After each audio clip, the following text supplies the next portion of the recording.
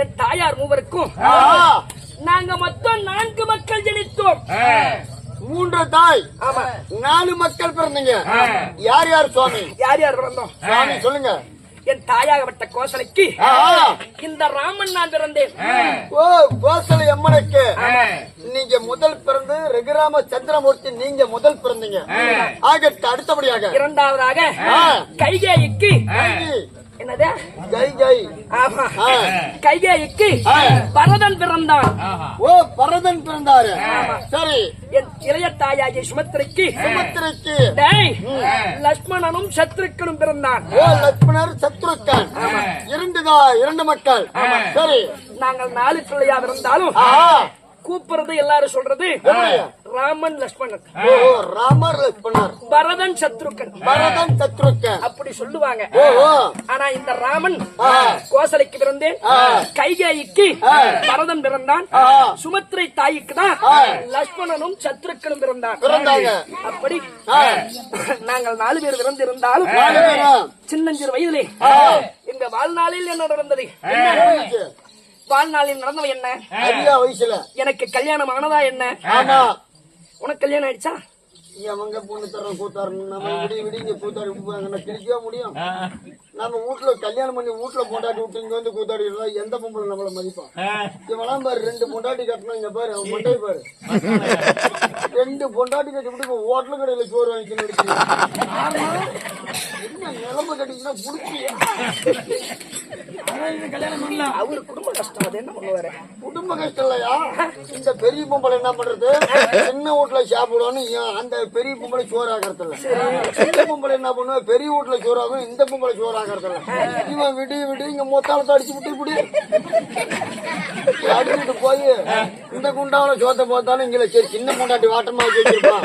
அங்க சின்ன பொண்டாட்டி வீட்டுக்கு போனாலும் அங்க மயிறு இல்ல, அங்கேயும் ஒண்ணு இல்ல. பொண்டாட்டி தானே நீ தானே என்னோட சொன்ன பொண்டாட்டி வீட்டு பண்றாங்க.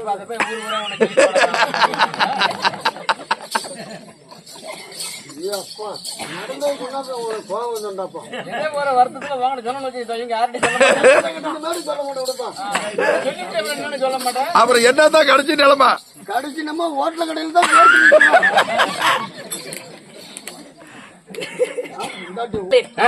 வாழ்நாளிலே ஏற்பட்டது என்ன? நான் மாலையிட்ட என் மங்கையார் யாரு? மாலையிட்ட முடிவு யார் சுவாமி? எனக்கு தாரம் அமைந்தது போல் யாருக்காவது தாரம் அமைந்தோம்? தாரமப்பா, தாரம் என்றால் மனைவி. உனக்கு பொண்டாட்டி நேர்ந்த மாதிரி இந்த உலகத்துல யாருக்குமே நேரல. அப்பேற்பட்ட உத்தமி பத்தினி யாருங்க? யார் தெரியுமா?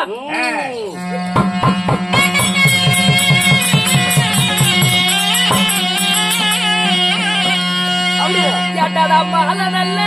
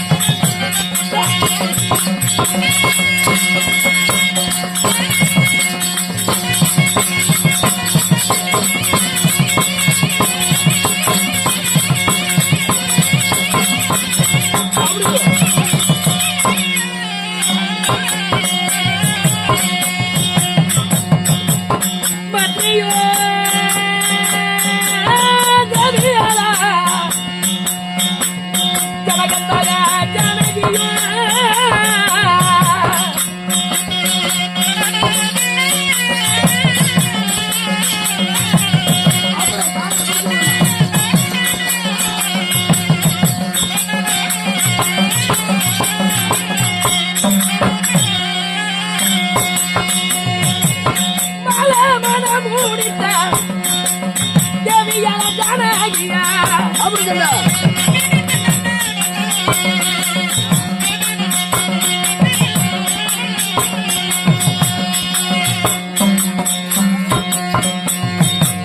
திருமணமா செய்த மன்னே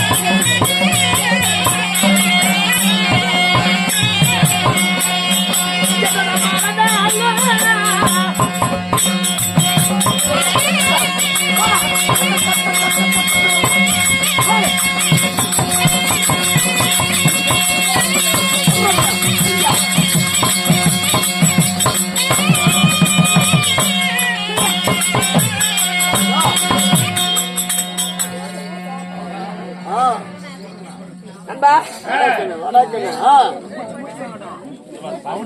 ஏமா இந்தப்பா ஏப்பா சத்தம் போடுறியா நெத்தியும் குருவை மதியா சீடனும் நல்லா வாழ்ந்ததா சரித்திரமே கிடையாது. என்னவே கிடையாதுங்க. திருப்பதினா வருஷத்துல ஒரு நாள் ஆச்சு போய் திருப்பதியுடைய பாதை அங்க படணுமா. அதுக்குதான் வந்து சொல்றது கேள சாமி சொல்றது வாடா போடாங்கிற சாமி சொல்றது கேளுங்க. ஒரு தடவையாவது திருப்பதி போய் பதினுமா. ஆமா திருநீர் அணியாத நெத்தினா சிவபெருமான அனுதினமும் நம்ம ஒரு வார்த்தைக்காவது உச்சரிச்சுதான் ஆகணும். பேசுற வார்த்தையிலே ஒரு தடவையாவது நம்ம ஒரு நாளைக்கு உச்சரிச்சுதான் தீரணும் சிவனுடைய. ஆமா அதை போல திருநீர் அணியாத நெத்தி அது. குருவை மதியாத சீடம்னா உன்ன மாதிரி தலகணம் முடிச்சு போய் ஒருத்த சொல்லி கொடுக்கறான்னா அதையும் மதிக்காம கேவலமா பேசுற பத்தியா அதுதான் குருவை மதியா சீடம்.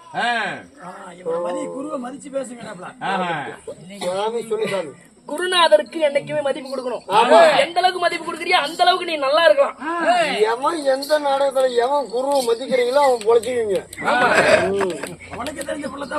ஆமா சாமி குரு மதியலன்னா வச்சுக்க அந்த ஒட்டின கல்வி கூட உனக்கு ஒட்டாது. ஒட்டாதுங்க. இதுதான் உண்மை. நீ 1008 பேசிட்டு போகலாம். ஆமா அது அடுத்த விஷயம். நண்பா போய் நான் மாலையிட்ட என் மங்கையால் என் தேவியால் உன்னுடைய மனைவி டேய் ஜனகனின் மகள் ஜானகி ஜானகி அம்மன் சீதையோ என் தேவியால் ஆவாள். உன்னுடைய மனைவி சீதையம்மன். ஆமா அப்படி சீதையை மாலையிட்டு இருந்தாலும் ஒன்றா இரண்டா என் தேவையை திருமணம் செய்து வாழ்நாளில் ஏற்பட்டது என்ன நண்பா கவலை